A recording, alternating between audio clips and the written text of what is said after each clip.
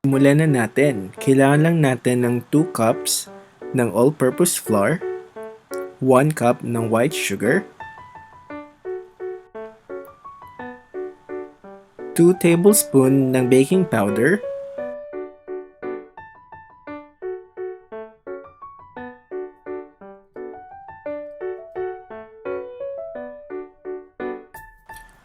halu-haluin lang natin para ma-well combine lahat ng dry ingredients.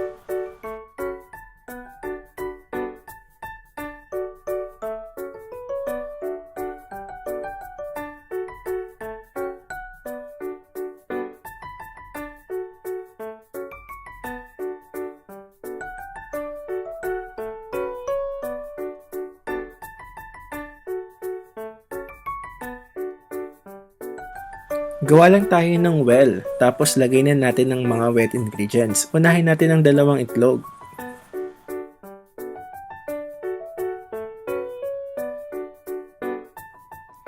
Ilagay na rin natin ng 2 tablespoon ng melted butter or margarine. Lalagyan din natin ng 2 cups ng fresh milk.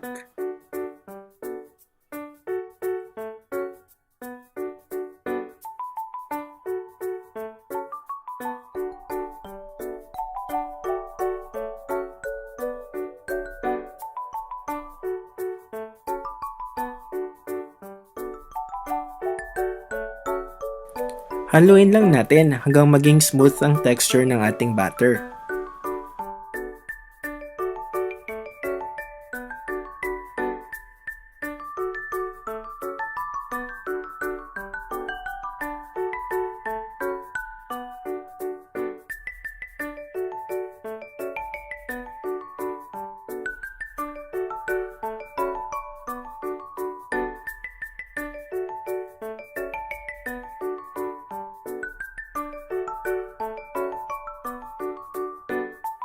Haluin pa natin ng konti and then set aside.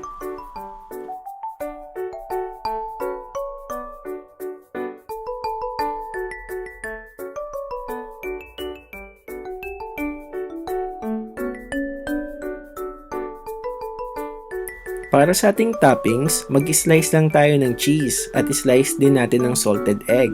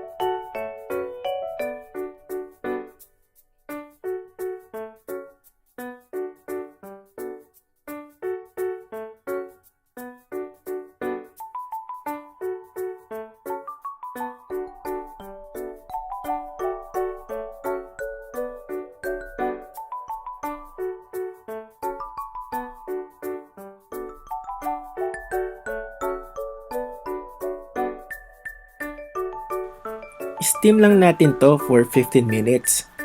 Medium to high heat.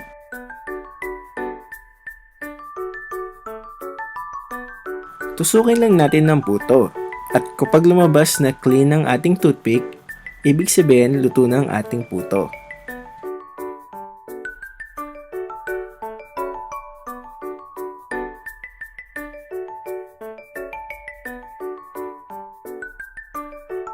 Palamigin lang natin ng konti. At pwede na nating i-transfer sa serving plate.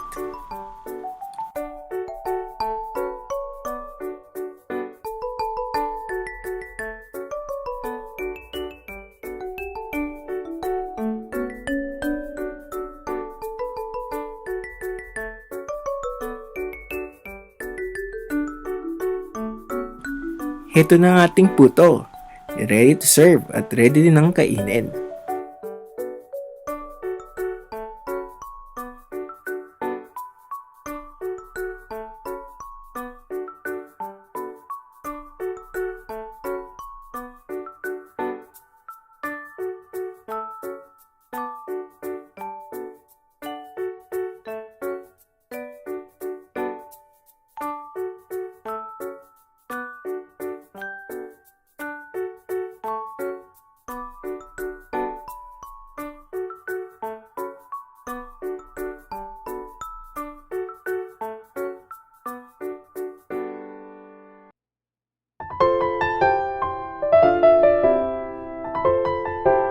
If you like my video, please don't forget to click like, share, and subscribe. And don't forget to click the notification bell so that notified kayo sa bawat upload ng video ko. Thank you for watching!